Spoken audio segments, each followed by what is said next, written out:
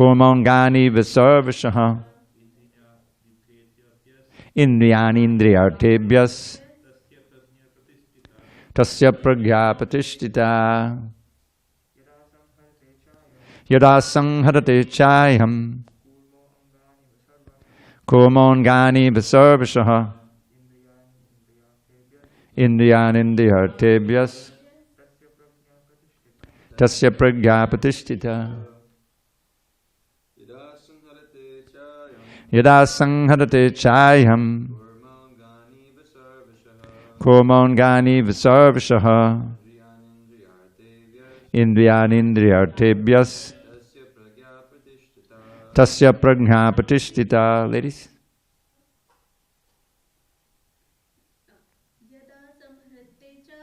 Yada Sangharate Chayam Kumangani Visarvashaha Indriyanindriyartebhyas Tasya Pragya Pratishtita Yada Sangharate Chayam Kumangani Visarvashaha Indriyanindriyartebhyas Tasya Pragya Pratishtita. Zoomland. Okay. Yada, when, Sangharate, winds up, cha, also, ayam, he, kurmaha, tortoise, angani, limbs, iva, like, sarvashaha, altogether, indriyani, senses, indriya ardhebhyaha, from the sense objects, tasya, his, pragya, consciousness, pratishtita, fixed. Translation. Krishna says to Arjuna, one who is able to withdraw his senses from sense objects as the tortoise draws its limbs within the shell is firmly fixed in perfect consciousness. Purport. The test of a yogi, devotee, or self-realized soul is that he is able to control the senses according to his plan. Most people, however, are servants of the senses and are thus directed by the dictation of the senses. That is the answer to the question as to how the yogi is situated. The senses are compared to venomous serpents. They want to act very loosely and without restriction. The yogi or the devotee must be very strong to control the serpents, like a snake charmer. He never allows them to act independently. There are many injunctions in the revealed scriptures. Some of them are do nots, and some of them are do's. Unless one is able to follow the do's and the do nots, restricting oneself from sense enjoyment, it is not possible to be firmly fixed in Krishna consciousness. The best example, said herein, is the tortoise. The tortoise can at any moment wind up its senses and exhibit them again at any time for particular purposes. Similarly, the senses of the Krishna conscious persons are used only for some particular purpose in the service of the Lord and are withdrawn otherwise. Arjuna is being taught here to use his senses for the service of the Lord instead of for his own satisfaction. Keeping the senses always in the service of the Lord is the example set by the analogy of the tortoise, who keeps the senses within. Om Jnana Timirandasya Jnanandana Shalakaya Chakshur Unmilitam Mena Tasmai Shri Gurave Namaha. I was born in the darkest of ignorance, but my spiritual master Srila Prabhupada opened my eyes with the torchlight of knowledge. I offer my humble obeisances unto him and all members of Sri Parampara. So just to remind us where we are in the Bhagavad Gita here in the second chapter, Krishna had described in texts 50, 49, 50, and so forth, this concept of samadhi, which is to be completely absorbed in Krishna. Text 53, Shruti Vipratipanate Yadastasati Nishtala Samadha Vatala Buddhis Tada Yogam Avapsasi. When your mind is no longer disturbed by the flowery language of the Vedas, and when it remains fixed in the trance of self-realization, then you will have attained the divine consciousness. So, Arjuna wanted to know how I can recognize someone who's in samadhi. What are the symptoms, that Prabhupada would call them? Well, how does he said, how does he sit? How does he speak? How does he walk? And Prabhupada explains in the purport that the most important quality is how he speaks. That a fool is unknown until he speaks. Then you can tell. And a wise man, too, you can see. A wise person. So then, the last few verses, 55, 56, 57, Krishna has been describing different qualities of the person who's really absorbed in Krishna consciousness. In other words, the Uttama Adhikari, or the most advanced devotee. So the very first quality, Pujahati Yada Kaman, Sarvan Partamanogathan, is that the person who's in samadhi, or is probably Sthita Pragya, whose consciousness is fixed, whose intelligence is fixed in Krishna, he throws away, she throws away with great energy this Prajahati. Jahati means to give up, and Prajahati means to really give up seriously with no possibility of return. All the material desires that arise out of the mind.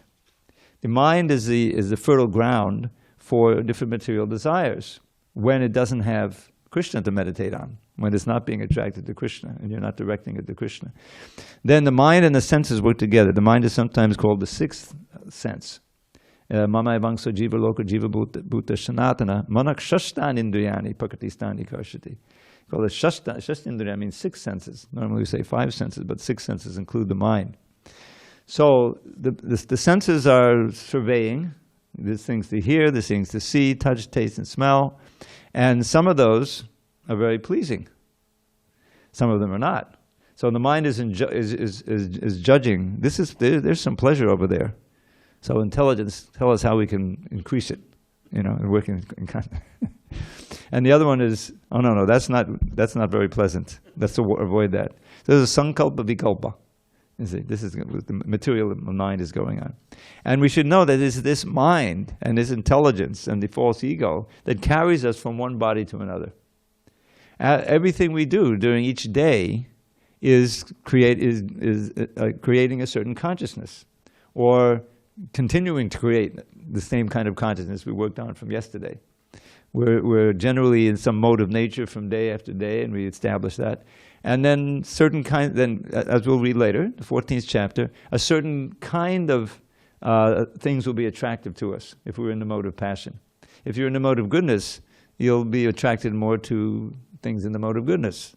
That aren't. There's some sense of transcendence that's seeping in. In other words, you're not simply attracted to all the gross things of the senses. And every mode of ignorance, and as we heard this morning, all about sleep. Sleep becomes sometimes your most happy state. You look forward to sleep, you maximize the sleep, and you sleep your life away. And it's a very dangerous situation because you're probably liable to lose the human form after that. So that's just a summary. There's unlimited varieties of things that the senses can be attracted to. So that's Partamanogatan, coming from the sense. Atmaneva manatushta. He's satisfied in the self. And we know when we talk about being satisfied in the self for devotees, this means satisfied in serving Krishna, thinking of Krishna, glorifying Krishna, the super self. So Atmaneva tushta sthita pragyas, such as a steady soul. Now, dukkhe shvanudvignmana. On the other side, the samadhi, the soul who's absorbed in Krishna consciousness, is not disturbed when unpleasant things happen. If you're not trying to enjoy the senses, then you have a chance of not being disturbed when unpleasant things happen, because you can be fixed on Krishna within your heart, and you'll be aware of the things happening, but they won't affect you as much. And we see that in the most advanced examples, in great devotees like Prahlad Maharaj. It's inconceivable what he went through. He was completely fixed. He couldn't be, he's a little boy. The contrast is breathtaking. And his huge, monstrous father who'd conquered the universe, a big demon, Hiranyakashipu, whose name, what does his name mean? What is it? Hiranyakashipu. Yeah, soft bed and gold, and everything you can buy with the gold, and everything you do in a soft bed. We won't get into detail. But that's his meditation. So Prahlad was supposed to be being trained to be the heir, to take over. And he wanted to make sure he was learning all the Machiavellian tricks of making friends and allies and killing your enemies and all these. So he asked him when he came back from school. Nowadays we have report cards. Did they still have report cards? When I had them. I haven't been in grade school in a while. Anyway, so the idea is the parents want to know how their kids are doing in school. That somehow or other, get reports online or something, there's some app. But so he asked his boy, "What's the best thing you learned today?" Expecting him to, describe something demonic. So what did he say? Tatstaro monye, sudavaya dehinam, sada samudvigna diyam asadgrahat, hitvatpapatam griyamandakupam vanam gato yadhanamashayeda. He used the same word that is in the duke anudvigna, udvigna. Udvigna means disturbed. And here it says anudvigna mana, if the mind is not disturbed by someone who's fixed in samadhi. Anudvigna.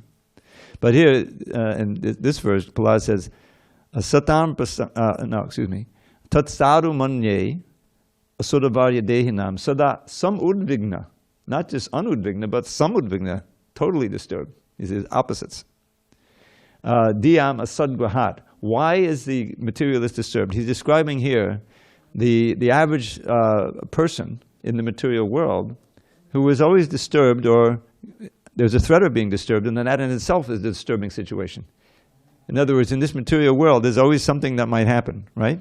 Right now, everyone's aware of this war going on in Europe, but we also know it could flare up into a nuclear war, and that means right on our heads, right? So that gives people anxiety. Better not to think about it. That's one solution. The old rabbit, rabbit put your head in the, or the ostrich, But that doesn't really help. So, but here he says anudvigna, this is by dukkha, but Prahlad says, what does he say? Sort of a sada sam udvigna, always disturbed, diyam, the intelligence mind. Why? Asadgrahat. Because you're holding on to the impermanent as your safety. I always give the example, you've heard it before, we're right near the ocean. So imagine you get thrown overboard in one of these pleasure cruises or whatever. But luckily you have a life vest on, like that. But alas, it's faulty. It's asat. It doesn't hold its proper nature. And you gradually feel yourself sinking into the water. How much anxiety you'll feel, at least till you drown, isn't it? So now we're in the ocean of birth and death. And what are our safety systems? Well, we have this strong body. We have our health insurance. We have our family. We have our Defense Department, $700 billion a year. That should protect us, right? And we have so many different fallible soldiers, they're called, in the Bhagavad Gita. They really can protect us. And this world, what protected us from the pandemic? At first, it was like, really? This is happening? Suddenly there's this threat, a worldwide threat. And it just caused tremendous anxiety. Still, now we're saying, oh, it's all over. But it isn't over. Our ardent wish is that it's over. And you see fewer and fewer people with masks and things, I'm not saying you have to put your mask, you have your mask on, that's fine. You don't have your mask on, that's fine at this point. But it can easily flare up again. So that's the nature of life in the material world. Is always something that is causing you great anxiety or threatening to cause you more anxiety and pain. And so what's the strategy? Okay, you got these soldiers, you try to put your faith in that. And then you try to enjoy the senses. It's all a kind of intoxication. Sometimes it's straight intoxication, drugs, something, liquor, make forget your miseries, drown it in the bar, Or just some kind of sense gratification where you think, I'm enjoying. And then everything is kind of pushed into the background, but then it comes back, back stronger. That's life in the material world, because we're all floating on these very fragile boats, machines in the material body. They can come down with some serious disease at any time, injury, wars, all these different things. So that's so what is Prahlad's solution? You know the verse, the rest of it? What did he recommend his father to do? He said, go ahead. Hit Vatmapatam. He said, therefore, father, just see the scene, the delicate little 5-year-old boy talking to this monstrous, huge demon, And he's saying, give up the household, this materialistic household life, father, and take shelter of the forest. And it's understood the forest is Vrindavan. And take shelter of Hari, Krishna. It's the last thing Hiranyakashipu expected to hear from his son. But that's the actual solution. And so the father said, you know, he didn't blame this, because now he said, well, he's been polluted by some influence. Because how could he be a devotee? He didn't realize he was trained in the womb by Narada Muni, you know, when Hiranyakashipu was performing severe austerities. So that word, dukeshwana vignamana, is a very important factor. How can you be undisturbed when miseries are coming or threatening to come? Only by being fixed at the lotus feet of Krishna, of having that, like Prahlad had, like Haridas Thakur had, like so many other devotees that we know, and Srila Prabhupada had. You know, there's some really amazing stories about how he was threatened. He was directly threatened by the Naxalites. You know who the Naxalites are. Everyone from India here knows who the Naxalites are, right? Really vicious communists. I think they're mostly in Bengal, if I'm not mistaken. And they would kidnap wealthy people and hold them for ransom, and just a big gang, you know. And so when Prabhupada held the first Calcutta Pandal, that's their territory. Just like in, you know, so they said, they passed a note, they got a note to Prabhupada, one of his secretaries anyway, fly or die. In other words, you're not going to have it here. And Prabhupada didn't fly, and he didn't die. He just held the pandal. They came, you know, tough guys, I don't know how many of them, 10, 20. And so, you know, they were looking pretty grim. So they walk into the pandal, and Prabhupada said, give him a seat, you know, give him a nice seat. And he started chanting the Brahma Samhita. And I don't know, I don't think he was strumming the tambura, but he was chanting, there was some music, maybe a harmonium going on. And that, you know, at least it pacified him for the moment, you know. Then Prabhupada invited him to come around, and he was for a chat, you know. And he explained that Krishna consciousness is spiritual communism. And this intrigued them, you know, because they were communists. And he described how it's living simply and collectively and with God in the center, you know, because they had all been trained in some kind of religious life, Chaitanya Vaishnavism or something. Anyway, he diffused the situation. They, of course, they gave him nice prasadam, and it didn't happen. But the point is that he didn't show the fear. He didn't show the terror and the fear, which is really what they're trying to instill. And therefore, and of course, you know, he was a saintly Vaishnava, elderly man, so they're not that, you know, crazy.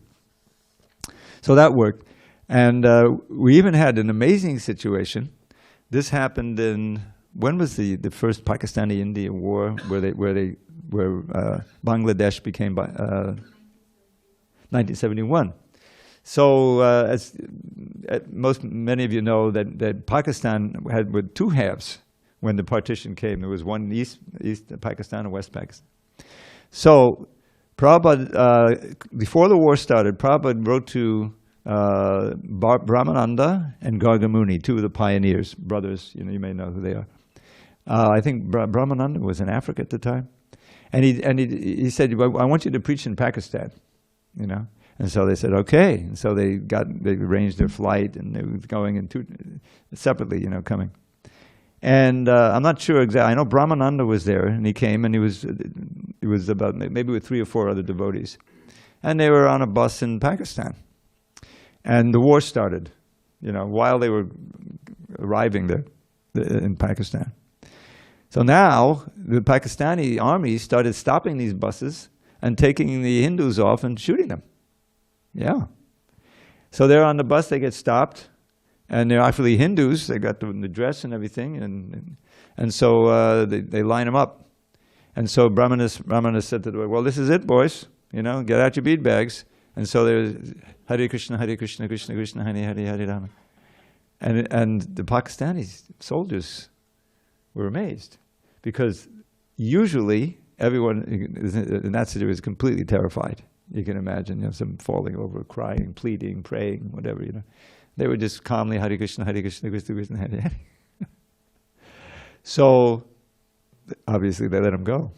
And they got up back on the bus. And when Brahmananda arrived in Bombay, because Prabhupada had heard, they had put out a false story, I think, that some American Vaishnavas had been killed. And Prabhupada was extremely worried about them, because he knew that they were in fact.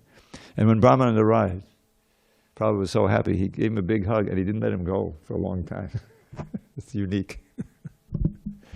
just to show you that, the power of the fearlessness, and of course you know the story of Haridas Thakur, with the caning in so many marketplaces, and he was chanting Hare Krishna. So this is when you place your full faith in Krishna. Now we've also had devotees die in plane crashes and things like that. So it's not that Krishna, we're all going to leave the body at one point. But the real question is, what is our mentality going to be when that happens? And I'm not going to tell another story. Bhadra Narayan can tell this story himself. He's on a flight to India, and he went the western route. Not over Europe, but also over the Pacific Ocean like that. So he knew from experience that when you get close to Japan, there's a lot of turbulence. It just happens that way. And he was expecting it. But this time it was really rough, and he said, well, maybe we might crash. So what is he going to do? Hare Krishna, Hare Krishna, Hare Hare, Hare Rama, Rama Rama.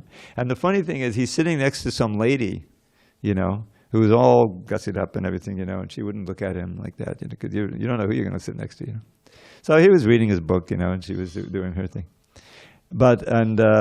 So then, when it was all over, she was terrified. I don't know, she was screaming or something, he was chanting. And her hat was askew, her makeup was all messed up, she was like freaked out.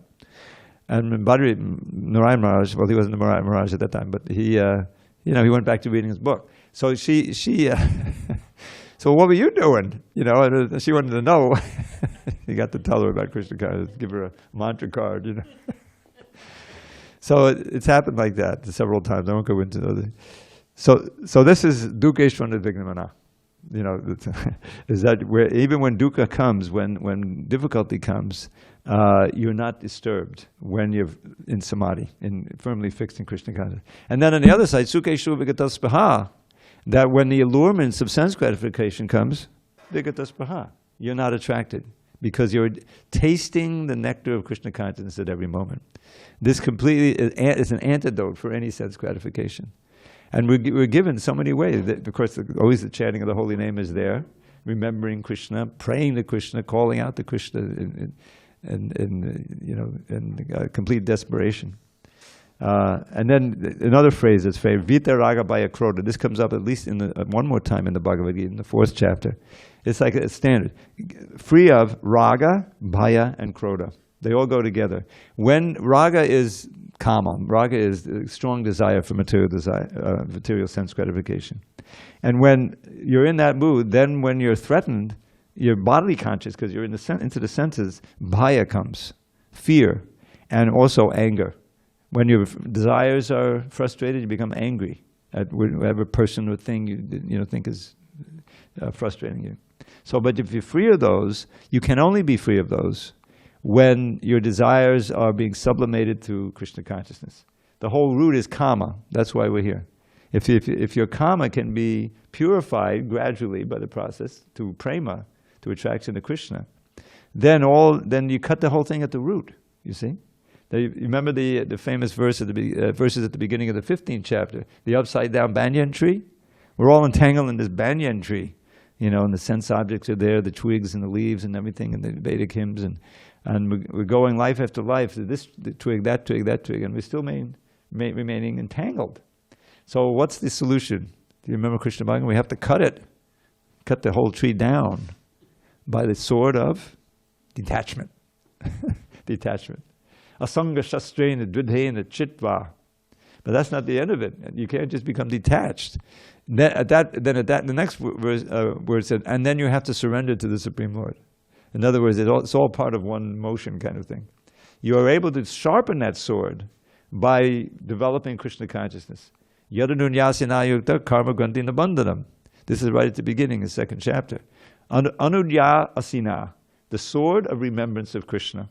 You can cut the knots in the heart. You can call them knots in the heart, or you can call them the entangled banyan tree. It's all the same thing.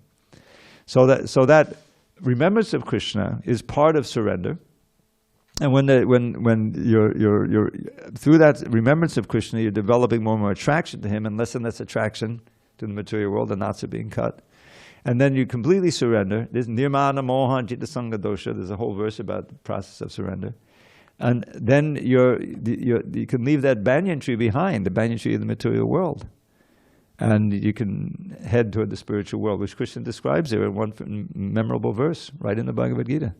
In that world, beyond the range of this banyan tree material world, natad bhasiyate suryo, nachasanko napavaka, yadgatva nadavartante tadhama paramangvama. There's no need of the sun, moon, electricity, fire. Everything is self-effulgent, and one who goes there doesn't come back. Why would we ever want to come back? Just one little remembrance of how it was back here. I said, no, thank you. I think I'll stay this time. I'm going to stay with Krishna in the spiritual world. So that's what Krishna is describing. Stita Dhir Muni, it was steady. And then last Wednesday, we had Sarvatra Anabhisnehas. No affections here. Affections means attractions. Sarvatra Anabhisneha. Tattat Papa Shubha Shubham. And whether one gets Shubha or Ashubha. What does it say here? Good or evil. In other words, pleasurable or painful. Nabhinandanadveshti. It doesn't praise and glorify, oh, I'm so lucky, now I've got some sense gratification. And then when bad things happen, dveshti. You rail away, oh, why is God punishing me? No, it's not like that. Na abhinandati nadveshti tasya pragyapatishtita. And today, the verse is about the senses. If you recall well, you can't recall if you didn't read it yet, but at the end of the third chapter, there's the lesson on kama. It all starts with material desire. Arjuna asks, what is it that forces one to act against one's self-interest? As if by force? Well, this is material desires. If you don't have a means for engaging your desires, your senses, your mind, everything in Krishna's service, then they must be attracted to the material world. There's no way of what will repression accomplish? That's a famous line from one of these translations. What's the use of trying to repress? You can only do that so long, and eventually it bursts out, and you can't do it. But if you can engage, right? Hare Krishna, Guru Hari, dancing and chanting, cooking prasadam, preaching, glorifying, then we have a chance good chance of transcending the material desires. So this is, in the third chapter, it says, Tasmat tvam indriyanyado niyamya bharatarshava. That's exactly what Krishna is describing. Therefore, in the beginning, you have to control your senses. What's the beginning of devotional service? Well, you finally stop just being a wallflower on the Sunday feast and you join in the kirtan. You actually, I'm not an observer anymore. Someone is observing. But rather, okay. So what are you doing? You're engaging the senses. That's the best way to control them, is by chanting Hare Krishna. How to control the ears, how to control the tongue. There's always the Krishna conscious engagement for them, right? So that's the way to control. In this way, conquer the sinful enemy known as lust. By engaging. What is the definition? One of the definitions of bhakti. Does anyone know this verse? How's it go?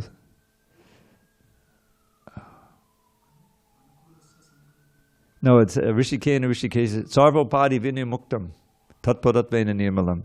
Rishikena Rishikesha sevanam bhakti ruchate. This comes right near, maybe the next verse, in the Bhakti Rasamana Sindhu, in the beginning when he's defining the whole subject of the Bhakti Rasamana Sindhu and the whole foundation of Gaudiya Vaishnavism. Anyabilashita shunyam, jnanakarma janavatam. Here's the quality of pure devotion, which we're aiming at, and nothing less. Anya abhilashita shunyam, devoid, first he tells what it's not, devoid of any other desire, categorized by jnana, karma, adi, etc. Jnana means desire for mukti. Karma means the whole panoply of material desires. And adi means, okay, yogic cities or whatever else you come up with. Anavritam, not covered, not obscure, not diluted by any of those desires. It can be. In the third canon, we hear from Kapiladeva about devotional service in the mode of passion. In other words, I'm worshiping Krishna, but I also want this material desire fulfilled. This is a standard way. It's called cheating religion at the beginning. Even in the mode of ignorance. You can pray to Krishna for anything. Please kill my enemy. That's a mode of ignorance.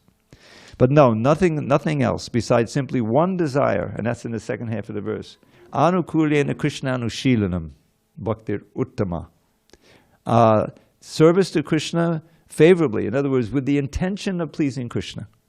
Not just always thinking of Krishna. Kamsa was thinking of Krishna, but he wasn't performing bhakti. He was afraid of him. He wanted to kill him, and he was afraid. That's not bhakti. But Mother Yashoda, she was always thinking of him, in anxiety. Krishna's out in the forest. He's not wearing his shoes. There's so many little thorns out there and sharp stones. What's going to happen? What's going to happen? It's always an anxiety. Oh, look, here he comes. There's the cloud. Now I can hear the flute. They have this thing on the roof where she and all the other gopis go up there to see.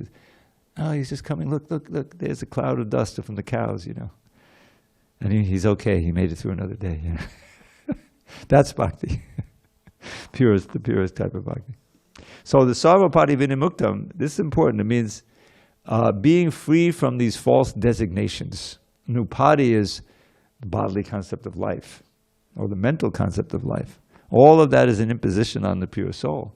So being completely free from these upadis and identifying wholly solely with what Lord Chaitanya says, Jivara Swarupoi Krishnera Nityadas. Every one of us is a servant of Krishna. Now we have our varieties and individualities, but our pure nature is to be have a certain form and nature and qualities and activities and perform a certain kind of service specifically to Krishna, custom made for us.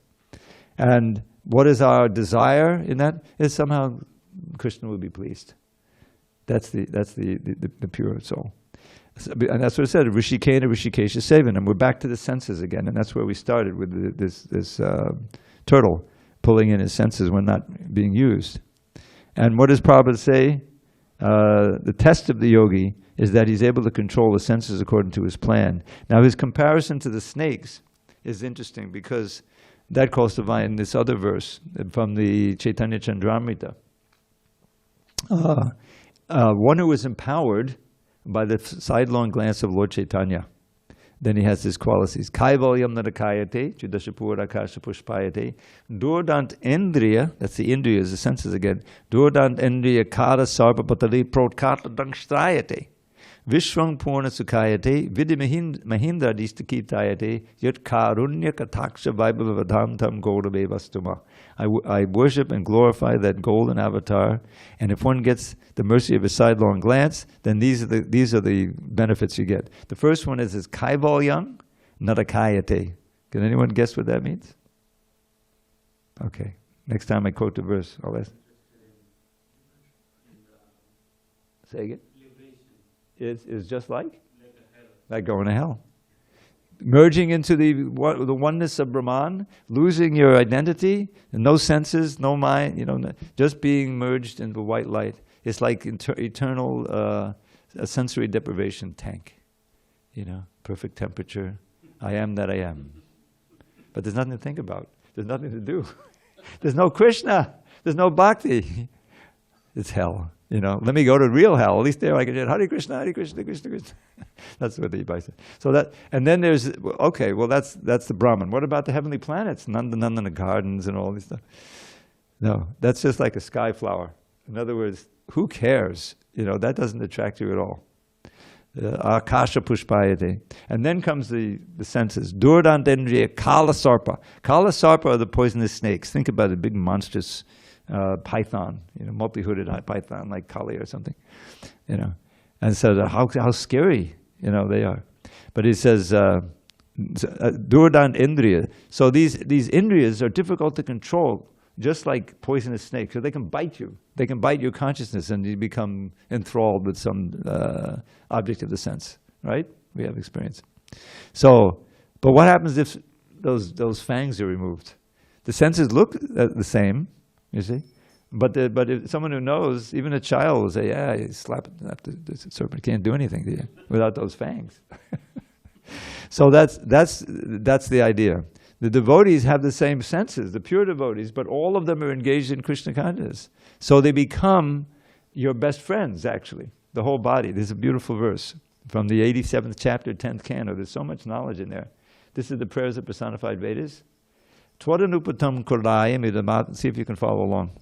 Twadanupatam kulai midamat matsurit priyavat. Chadati tonmaketi te piyatmanicha. Nabadadamancha ho asarupasanaya mahano. Yadunashaya brahme hudubaye kushari prata. So what this means is that one of the personified Upanishads is praying to Krishna in the form of Garbhodaksha Vishnu. My dear Lord, the human form of life is most suited to serving you. And when one actually uses his body and his senses in your service, then the body becomes his best friend and very like a wonderful paraphernalia for service, right? That's what the body is meant to be. And on your side, you're directing happily from within as the super soul. But alas, those who do not take their pleasure in serving you, this is a key phrase. They're worshiping the impermanent. They're worshiping this material world. Mammon, isn't it in the Bible? They're absorbed in thinking, how can I screw out more and get more money? And this is a kind of worship. Asadupasanaya atmanaho, which results in virtual suicide, spiritual suicide for the soul. The soul doesn't die, but this phrase is used. Atmahano. And then what happens? Last line. Instead of having this very favorable human form, then you start wandering in different kinds of bodies and animals and plants, whatever, and bringing great fearfulness to the soul. So this is and commentary by my good friend Gopi Praradana Prabhu. Maybe you don't know that the last 10 chapters of the 10th canto were done wholly and solely by Gopi Praradana Prabhu. And so, so what is this? That's simply an expansion. That's just an elaboration of the verse we just read, right? How the one in Samadhi was in Bhakti, he can withdraw the senses when they're not needed for serving Krishna in a different way. They're under his control. Right now we are Godas. We want to become Goswami. Doesn't mean the formal Goswami and everything, but we all need to become masters of the senses, and then and use them for the upliftment of our soul. This is the whole process of bhakti. So that was kind of a long discourse on that one verse. Any questions or comments, local or remote? Hare Krishna. Yes, Krishna Bhagavan Prabhu, we have a mic. We should deploy both of these mics, actually, these classes. Hare Krishna. Thank you, Prabhu, for the Hare Krishna. Sharing the realizations and knowledge. So you mentioned that when one is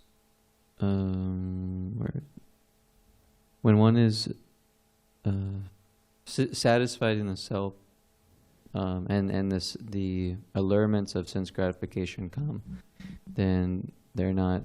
I can't remember the Sanskrit word, but they're not interested in the allurements because they're relishing the taste of Krishna consciousness every moment. Right. I was wondering if you can share some more about that.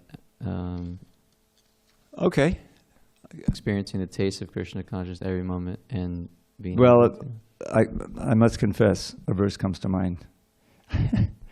This is a verse Prabhupada would often quote. In fact, there's one table he's running through this first line again and again, and you can see he's actually tasting very much. This is one of the verses of instruction that the 4 Kumaras gave to Maharaj Prithu in the 4th canto. We read it fairly recently, within the last year. And it's near the end of their instructions, and they say, Yat par pankaja palasha vilasa bhaktya karmashayam gaditam udgatayanti santa tadvanna riktamatayo yatayo piruddha sroto ganastamadanam bhaja vasudevam. So the last phrase you maybe can recognize, bhaja vasudevam, not a mystery, worship Vasudeva, worship Krishna. So it says here, the devotees, pada pankaja, those are the lotus feet, palasha, those are the petals, meaning the toes. So the devotees are serving the feet, they're serving the toes of the lotus feet. Palasha, vilasa bhakti, and they get so much pleasure, vilas, Hari Bhakti vilas. Vilas means spiritual pleasure, enjoyment from bhakti, through bhaktya. Yat pada pankaja palasa vilasa bhaktya. Karmashayam. Karmashayam means fruitive desires. Desires for getting material things, for sense gratification. Those are compared to knots in the heart. This famous Hridaya Granthi. So karmashaya graditam udgratayanti. Those knots are untied or cut by the pleasure you're getting when serving Krishna's lotus feet. You don't have to try separately for it. Yes, there has to be restraining of the senses, but that's just the beginning. That's just the preliminary to engaging the senses in the service of the Lord. So in this pleasure that comes from serving Krishna obliterates or eclipses, destroys this very desire for karma asha means aspiration. Karma udgatayanti santa, for the saints, for the devotees. On the other hand, tadvanna rikta matayo yatayo period, that those the karmis, what to speak of the jnanis, whose minds are devoid of bhakti, means empty. Rikta means empty. Vitta matayo yatayo, even though striving very hard, especially the impersonalists, to control the senses. Yatayo birudhas srotoganas tabadanam. Eventually they're swept away by the waves of material attraction. It's like the famous verse in the 2nd chapter, 10th canto, where the demigods are praying to Krishna in the womb, Devaki. And they said, what is it? Forget the Sanskrit right now.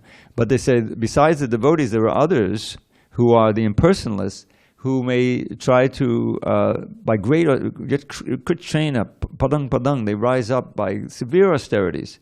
Imagine trying to control the senses without the holy name, without prasadam, without the deities, without the devotees, just alone in some cave somewhere. I mean, how long can you do that? So eventually, as Krishna says, what will repression accomplish? Nothing.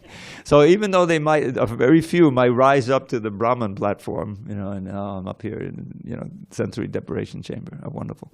But eventually you get bored and you come down again, you fall down again. Patam yado anadviti yushmarangre, we're averse to serving you.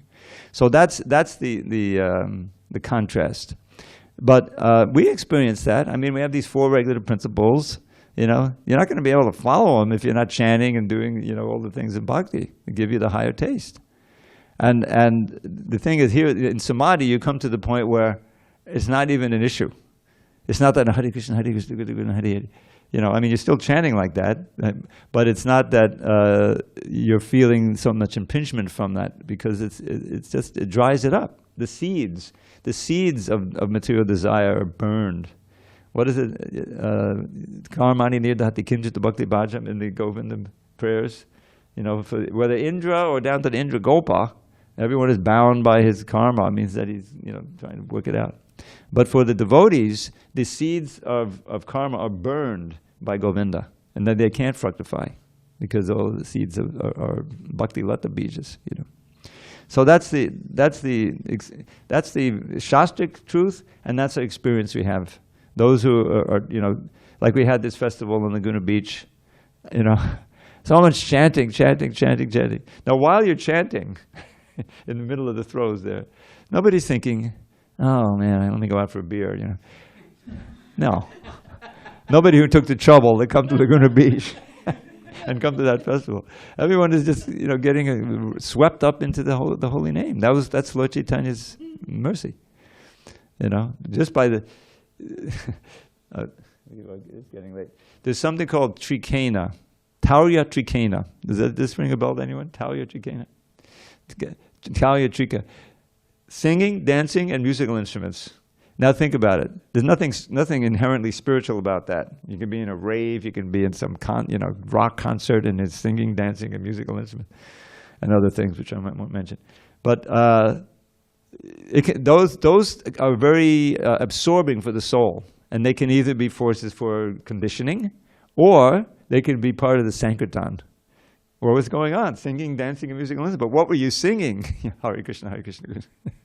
And you're dancing for Krishna. There's going to die. They're also singing and dancing, musical instruments.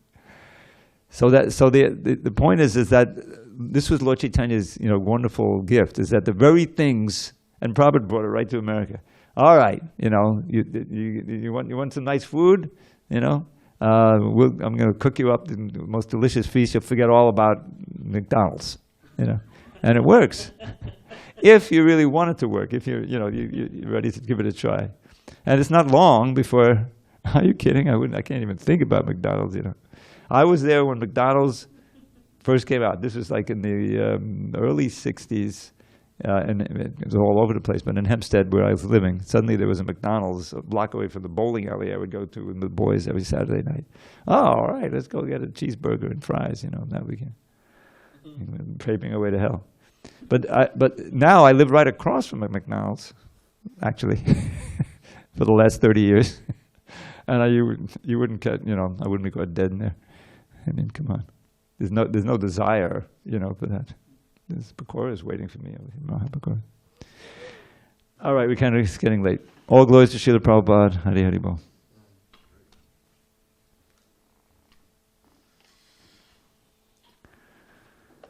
Hare Krishna. So tomorrow we'll have text 59. Oh boy, 59 is a really important one. You can memorize it, Sureshwar? Text 59, okay. I'll help you. I can memorize for you, Prabhu.